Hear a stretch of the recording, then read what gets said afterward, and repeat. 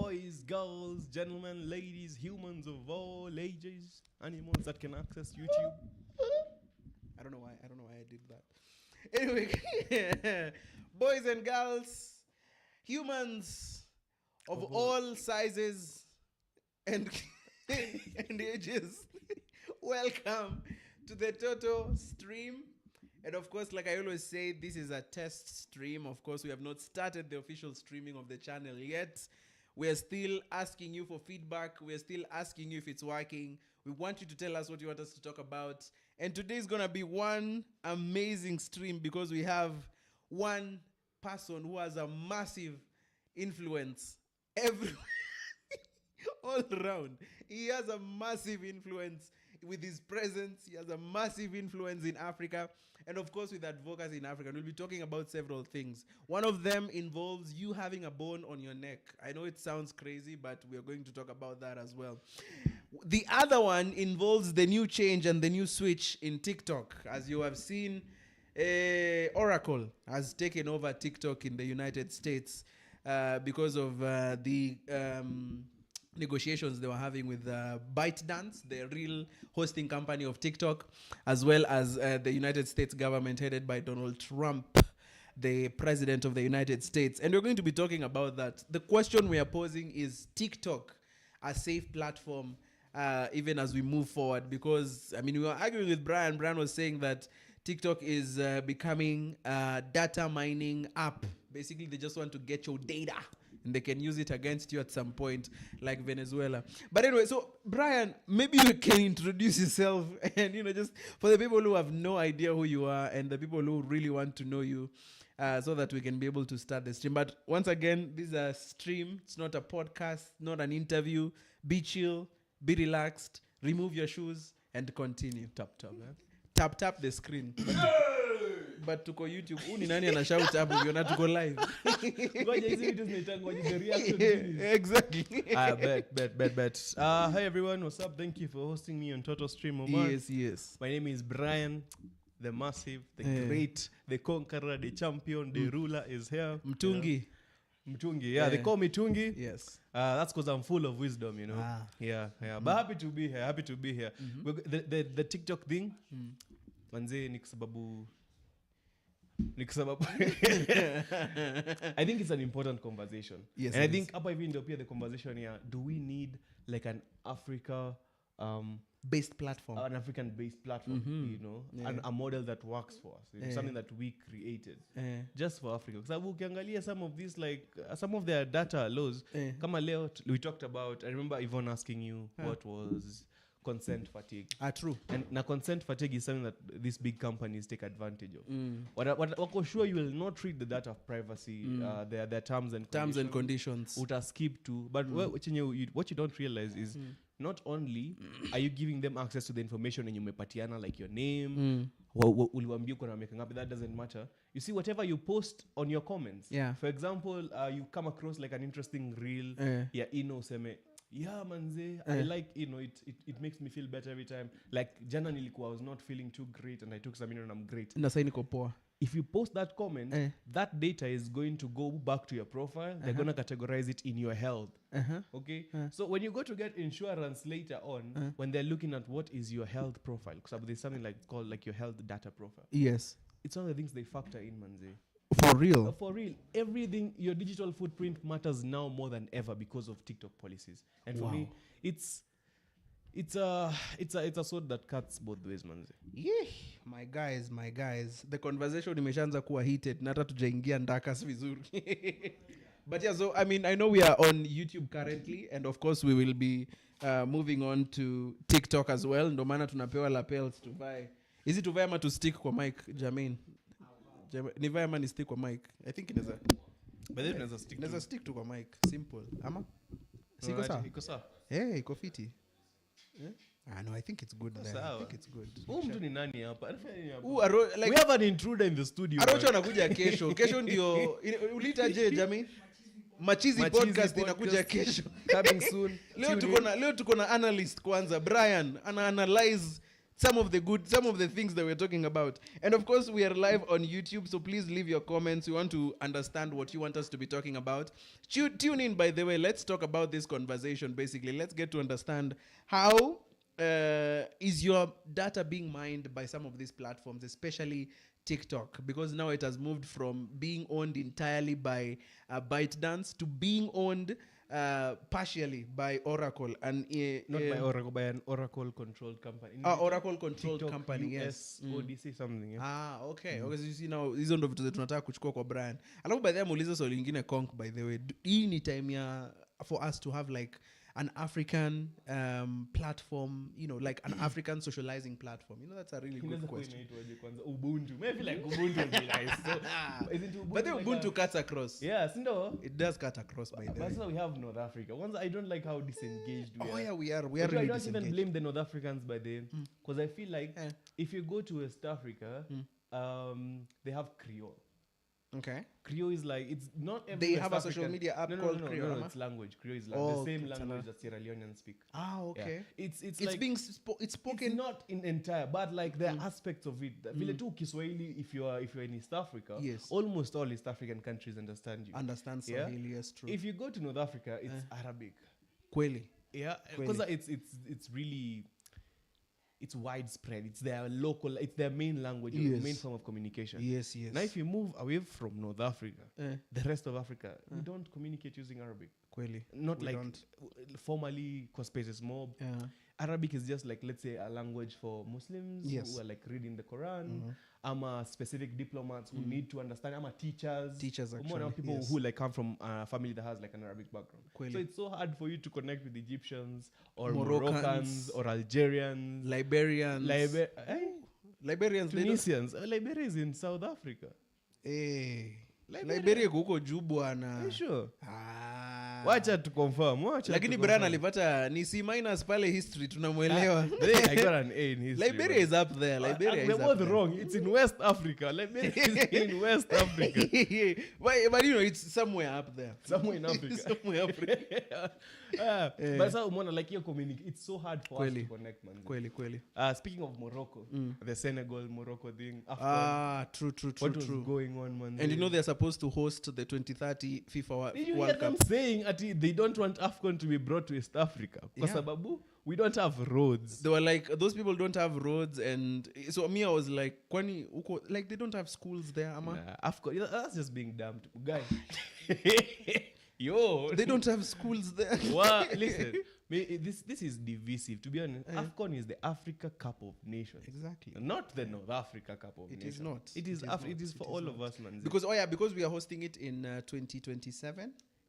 Do you know Talanta Stadium is a big deal? Am I the only person who did not know Talanta Stadium is a big deal? Not just in Kenya, but like in Africa. How?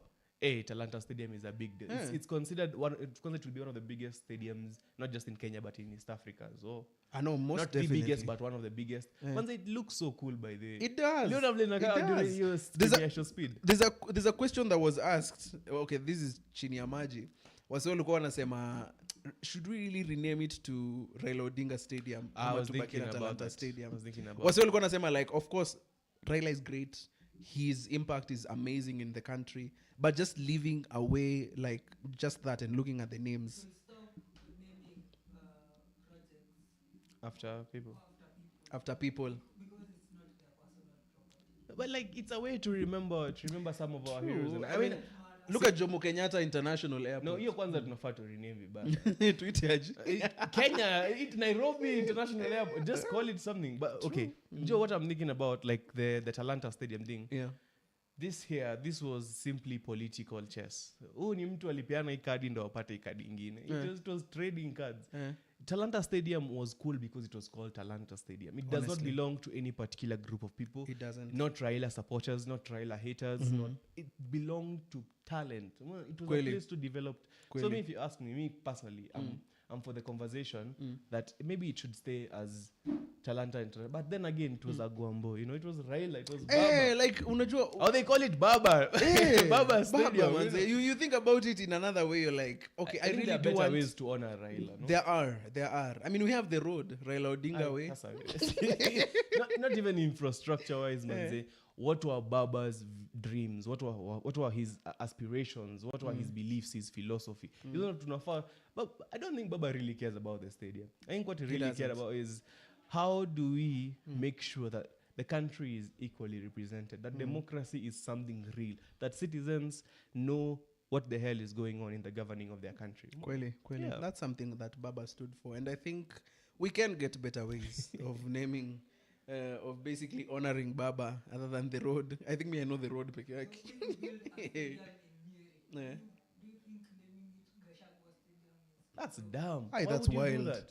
That is wild. No. Unajua, the thing with this is Baba is one of the few remaining icons of Kenya. One of our founding fathers. That's the reality of things. You're talking about in era ya Moi, Kibaki, Jomo Kenyatta, Tomboya. All these guys are names in history. Baba was just a living legend. A living legend at this He point, is- honestly. He's beyond himself, manze. And me, but something that really surprised me was the fact that there was no like transitionary process of like, because me I thought Baba was going to hand over to like someone, honestly. Or for ODM and stuff like No, that. not even just ODM, just his personal legacy, his personal work. And So he was going to train someone at least, or Yeah. to mentor. in his will or something.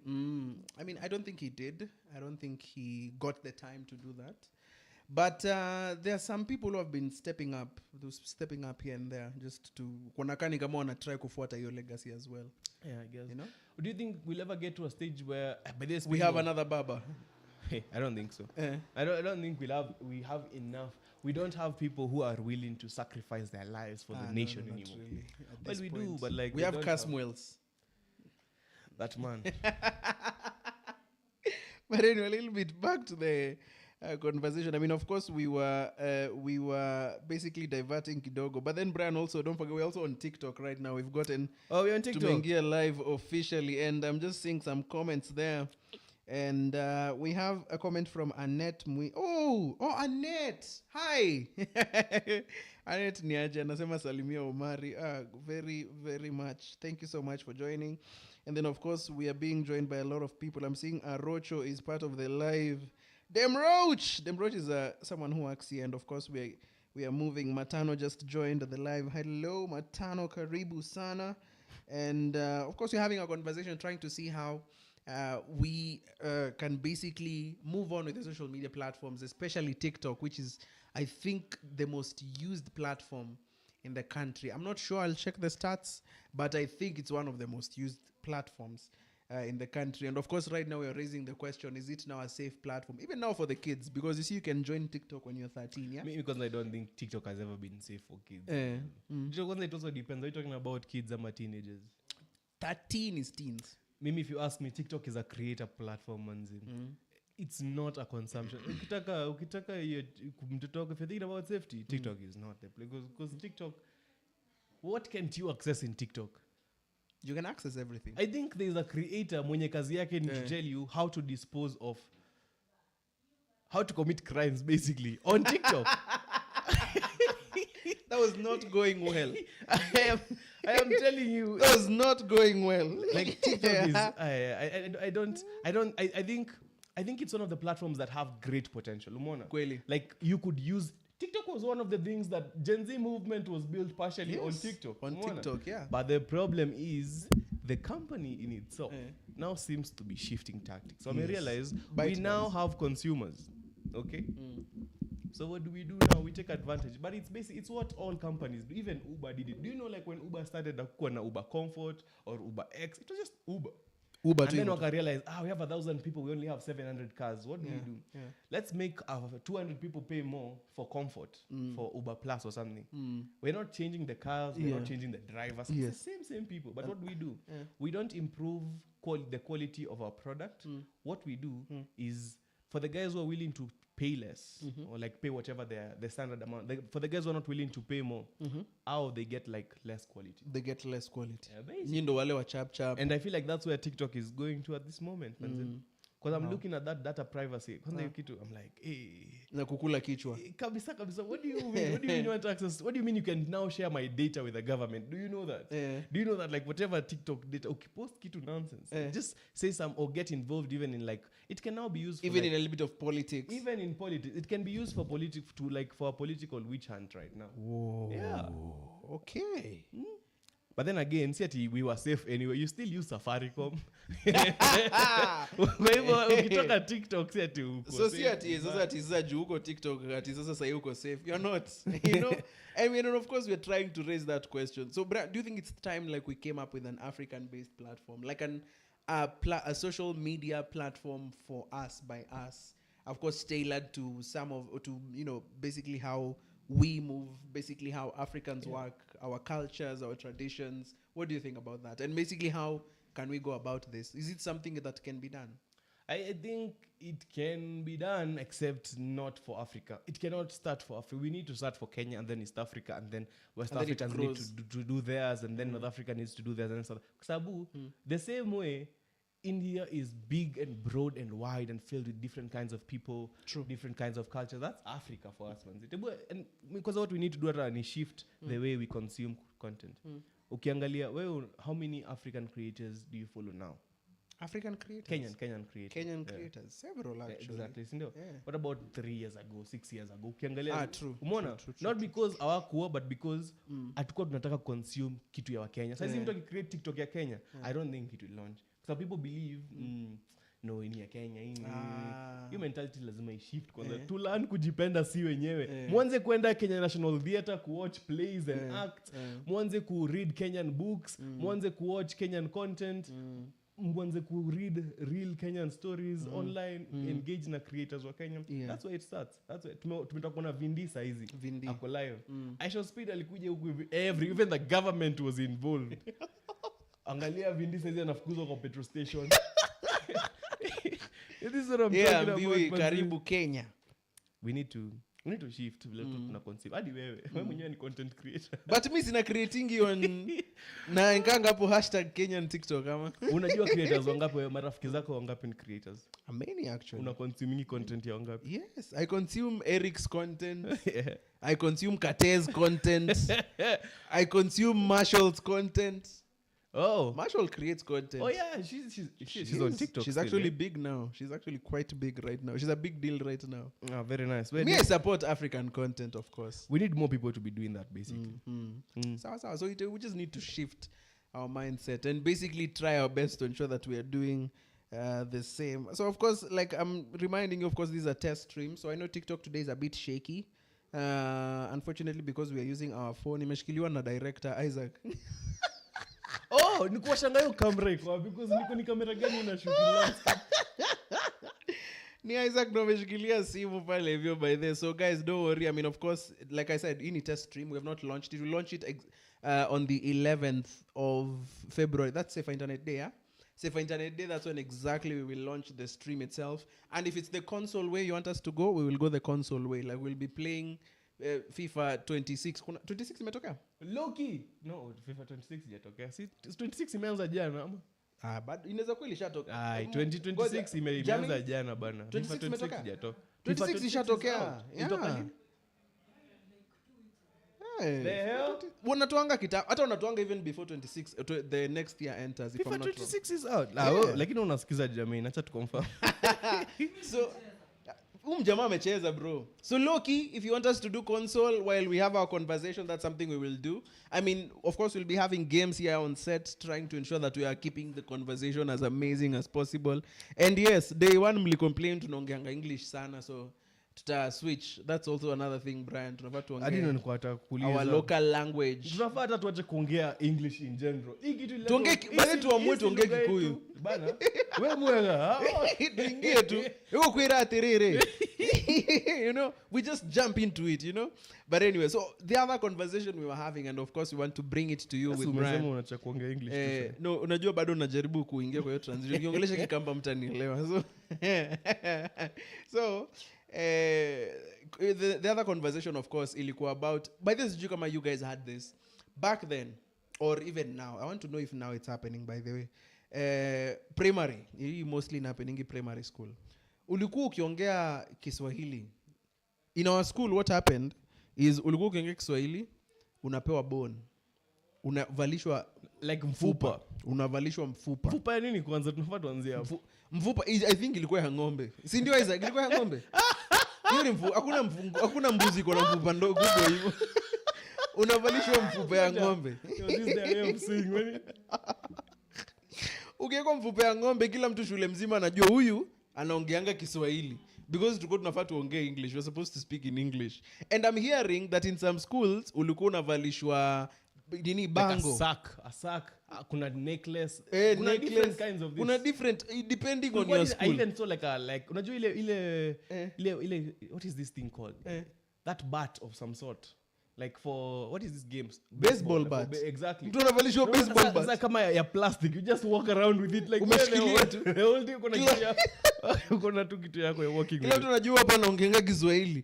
So I mean, of course we'd really like to hear from you, but Brian, I don't know what you think about this, and this happened in your school. Nini mfupa? Not mfupa, that aspect of English Kiswahili thing. That thing, I mean, I understand where our say walikuwa like they were coming from, kwa sababu they're like, we need our children to learn English, manze. For them to access opportunities, they need to know English.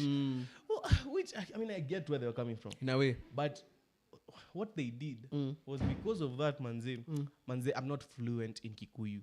Umar is not fluent in Kamba. Your son or daughter is probably not fluent. Your brother, they're probably, not a lot of people in my particular circle speak their mother tongue. Not because we don't want to, but we just can't, manze. True. Naongea mimi sasa hata shosho tunaongea naye Kiswahili, hata English. I'm like sasa tunaongea Kikuyu na nani? Umeona? So we're losing our heritage, we're losing our culture, and by the way, without mwacha mila ni mtumwa kabisa. Wahenga. Nilisema mimi ni mtungi because I'm filled with wisdom. Aziu janani mtungi juu anakaa kama mtungi, sio anaitwa Aisha Slow. You put it out there. Mna publicize kitu, si ndio? Tutaanza kusue some people. But anyway, I mean, of course we are talking about that, but I mean, this is really crazy, and I'd really like to hear from you if you can give us your feedback about this. Did by any chance did this ever happen in your school? Did by any chance was there a time where uwezi ongea Kiswahili because shule imesema mnafaa muongee English? Kuna hiyo aspect ya opportunities, because I get it, because during their time, by the way, especially walimu wetu, I'm thinking walimu wetu, most of them they were pre-millennials, nekina nani? Boomers. I think so. Boomers. I think they were boomers, most of them. Na wao waliambiwa kama unataka kupata kazi lazima uongee Kiswahili, lazima uongee English. Because I'm thinking before boomers ni kina nani? X. Gen X ni wale wenye walikuwa during the colonial times, if I'm not wrong. Ndio mau sasa. Au majamaa hiyo time ulikuwa ukiongea English, I think you are regarded as you're an African, you can go English. And then karibu niseme Jenny. Jenny ni millennial. When you think about it, this is the origin of this particular law. So most opportunities were controlled by white people in pre-colonial Africa. So kumanisha, if you wanted to work in an office somewhere, that office is probably owned by a white person. What do white people speak? Operations ilikuwa ya whites pia. English. Kila almost every kuna industry was not owned. We did not have like African Ren industries, everything. Hata kwa shamba, if you want to be a supervisor, you have to be able to speak with the person who owns the farm. Kweli. English. Sasa saizi unaendi kufanyia mzungu kazi kila mahali.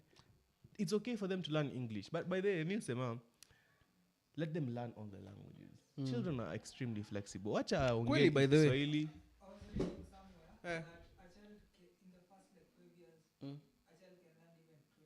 Yeah. That is true, by the way. I think to start early. I think that's even why most madrasas take advantage, because watu you learn Arabic your time. You know time was unapata mtu ameshika the entire Quran, you're like, can you talk to me about kuchapo kwa madrasa, by the way? Because at some point nilikuwa interested, and then I was like, utachapwa. And it was like, never mind. Tulikuwa tunaonwa why? Hebu niambie vitu zinafanya uchapwe madrasa. No, because so unaona, acha nikwambie, now that's one of the things zinafanya wase wanashika hiyo Quran vizuri, because unalimwa huko. Unasema tu, unaambiwa wewe unapata unasema this is some letters in Arabic: alif, ba, ta, the, and then now there's the combination. You know the way you can say this is the. So you're doing the language, the letters, combining it with some of the words. So you can say alif fataha, ba fatada, like that. Ukisema anything vibaya, unarushwa mshipi moja mgongo. Mimi ningechapwa Sunday school. So ukienda home unaenda unashika hiyo kitu vizuri. Ukienda kusema mwalimu next time, the second day unasoma perfectly. Afu mna move. But by the way, let me tell you something. That is wrong. It's not supposed to be children. Because one thing by the most of our madrasa teachers forget is, as Muslims we follow but we follow Muhammad. We follow the person who literally taught us Islam. Oh, yeah? And that's in as much as yes, we had the Quran. The Quran is the word of God. Yo, Muhammad akuingililia. But he's the one who taught us that, And he never beat anyone. Ajichapa mtundo ashike Quran. Actually he had never beaten even the adults to learn Quran or forced them in that matter. So Christians sisi ndio tunafaa tunachapa. So kama, but honestly, okay, naweza sema watu walishika sana because of that nini, but these days the good thing is I've seen the scholars, they are really discouraging that. Yeah, because I think it's a culture that was raised ilifanyika kwa popular at some point ya kuchapa. Ni kama tu kuchapa watoto shule. Unaona? It's wrong, but it happens. So it's the same thing with the madrasas. No. Let me tell you something. Violence equates violence in all contexts. Hakuna mahali you will be violent to someone whether or not you are bigger, older, more powerful than them, and that violence will not create more violence. Ukitoka hapa nje politician akudharau vibaya sana akuaibishe hata kama ata walk away without doing anything, you will not, au hiyo kitu utaachana nayo, you will go and recreate that same violence either towards them or towards other people. True. I mean, it's wrong. Even in the family, it's not even in the family, by the way, and it's not something that is supposed to happen. I mean, it's one of those contexts really hurt others. Hurt people. So it's not supposed to happen. But yeah, so guys, we've been having a really fantastic conversation. Watu kwa comment atupati ulize ni maswali. Bwana mtaki kutuuliza maswali, but leo today I get it because I know we didn't start at our normal time because of tulichelewa kidogo, but so maybe some people joined wakapata tuko live. Poleni sana, we blame Jermaine. Mjama mwenye mmesikia akiongea kwa background. Makosa ni yake. Yetu ni yake. Uizi yetu. Makosa ni yake. And of course, but of course, like I said, last week, test stream, we're trying to see how this can work. We are trying to create this platform with you. We want to ensure that this is something that you, ukifika 3:30, ukifika saa 10, you're able to join in and actually sit down and have a conversation with us. And basically, tunaongea manze, tuna have fun. Kama ni celeb, tunafaa tulete hapa, tunamleta. We want to really co-create this with you. And we really want to hear from you. Kuna mtu anaitwa user 579281023343454. I like the live. Thank you. Thank you for liking the live, user. Ogo pia niko sure jijui, but Ngoja, I have a question, Omar. What do you think is the hardest? What is the most interesting thing about what you do? What I do where? Everywhere. The most fun thing that you're in your work, basically. Is because there is a lot of surprises with what I do. So I'm usually looking forward to what will happen next. Okay. What about the hardest? The hardest thing about what I do? Oh, that's actually a very good question. What is that? See, I'm thinking. In case you're wondering why we have this empty chair, manze, this is for you, our audience. You're part of the conversation. Like tumekuweka katikati, pia unasoma na sisi. The hardest thing about what I do is, what is the hardest thing about? I know it. Ni venye tu umeniuliza off guard. So akili yangu iko zile za. What I was thinking about. Inaanza kufikiria, wait. Ni kama ile time yenye unaulizangwa. Tell me something interesting about yourself. Unajua akili yako sasa inaanza wait. What makes me interesting? Hapo unaanza kufikiria, unasema guy, kumbe by this nanga vitu kumbe sikonyi mu interesting. What got me here, I was thinking, what would be the ndakuchapa? What could be that? What could be the hardest thing about being a watchman? Think about it. I feel like I know. Staying awake. I mean, staying awake is okay. It is a challenge, by the way. I think it's the random sounds of the night. Imagine Imagine you are like a watcher of a big building is under construction. And then usiku saa 8 hapo hivyo usikie tu uko 15th floor. Excuse me, who's supposed to go check that out? Who is supposed to go find out what that was? Ngoja asubuhi bwana. Ama usikie mtu anasema acha niteremke. Umetoka nani anateremka ba? Now most watchmen are usually alone. They are unarmed. By unarmed wako na kijiti ama I don't know, a knife or something. They don't have guns. Huku si Uganda. Uganda they have like AK-47s. Uganda watchmen have guns. Yes, wild. Huko they mean business huko hivyo. What's the hardest thing about what you do? About what I do? I think it's consistency. Because my work requires me to be doing what I'm doing, to keep repeating, to keep following up, to try and again. Even when for some people, for a business person, unalima na move. Exactly. Ikifail, imefail. Umeona? Mm. But like for me, if it fails, I don't start afresh and I don't start something. I have to figure out how do I make it work most of the time. Umeona? And it's also explaining. I think the hardest part of my work is explaining what I do. Somebody tells you introduce yourself with what you do. Yeah. You're like, already kama huwezi explain kitu. Nah, Omar, sema tu kweli. Me, I usually introduce myself as I am a filmmaker and a storyteller. But to be honest, but then ngumu. That's a very small part of my It's work. a very small part. But that's the most. Same thing. I just say producer. And that's it. Na tunakafungia hapo. No. But anyway, guys, we are very grateful that you joined this live. I mean, of course, it's not going to be a long one. Isaac anachoka mikono. We have how many minutes? 5. We have 5 minutes left. So this is the time, maybe if you want us to, of course, if you have anything that you want to say, you can put it in the chat, of course. But I am really apologizing. Lord, to join late. And we've really done it late. I'm seeing KH. Dr. KH. Amesema hi. Hi, KH. Big up to Mwapunda from Lamu. Mwanapunda huyo, Mwanapunda. Mwanapunda ametujoin. Asante sana. Tunaku appreciate. Tap the screen, guys. Alafu at some point by them to gift. Unajua how do TikTok gifts work? I'm not a TikTok person personally because I don't trust the platform. What's it TikToker? I understand. I know it's a big platform. Kwanza, to be honest, TikTok is the greatest platform to have ever been created. It is. The people moderating, the people who have it's bigger than YouTube, really. What? Is it bigger than YouTube, really? At this point, yes. In Africa especially. Bro. Honestly, it is because I think this is the first platform ime cut across all generations. It's bigger than YouTube. YouTube copied TikTok. How? YouTube Shorts. I mean, these guys are probably panicking after realizing, wait a minute, where is our people at? Shorts was created when TikTok ilianza ku boom boom. Yeah. Okay. All big creators you know on YouTube are on TikTok. Not all creators you know on TikTok are on YouTube. But if you think about it. Does YouTube have a TikTok account? That would be interesting, but I don't think so. No, like I feel like it would be interesting. Do you know any Kenyan YouTube Shorts creator? Me say I feel like all creators. Adi Albi and posting YouTube Shorts. Oh, okay. Because at least YouTube has a TikTok account. No freaking way. Ukoshoni YouTube even has like a blue check and they have like 2.9 million followers. Tumesalimiwa na nani?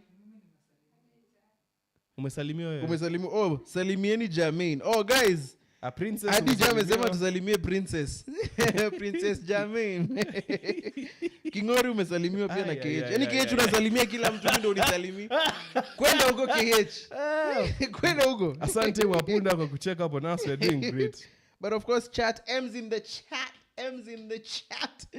We're coming to the end of the stream. And it's been a really great conversation. Having B King here. Mtungi himself doing his thing. Adija anacheka. I show slow. If I show speed or I show fast, then I show slow, it makes sense. So unataka kuitwa nini? I show velocity. Nano? Wewe. What are you talking about? My bike is cool. Jamaa Tinanga nikisimama. Alafu anatulia. Ngoja. My bike is electric. Why would I even like tupumzika? No, mimi alikuonea wapi ukifanya hivyo? Ulimuonea wapi ukifanya? What are you talking about? Hapa Kenyatta Market. What a jokes. Anyways, guys, we've come to the end of the stream. Thank you so much for tuning in. And of course, we're going to be having the same thing, same time, same place. Kesho hapa hivi. So be sure to tune in. Of course, kesho ni Machizi Podcasts. Tutakuwa na machizi wenyewe. intro. I know it's a conversation like this, but you ni ya machizi. Kuna Jamin, kuna Rocho, kuna Gombo, kuna who's the fourth person? Na Eric na Manguela. At least one normal person. Moderator, regulator. So be sure to tune in for that. Let's see how it will go on 11th when we launch it officially. It will be awesome, by the way. So tune in for that. Anyway, tell your friends, yeah? Tell your friends, by the way. Anyway, peace! Jen Cat.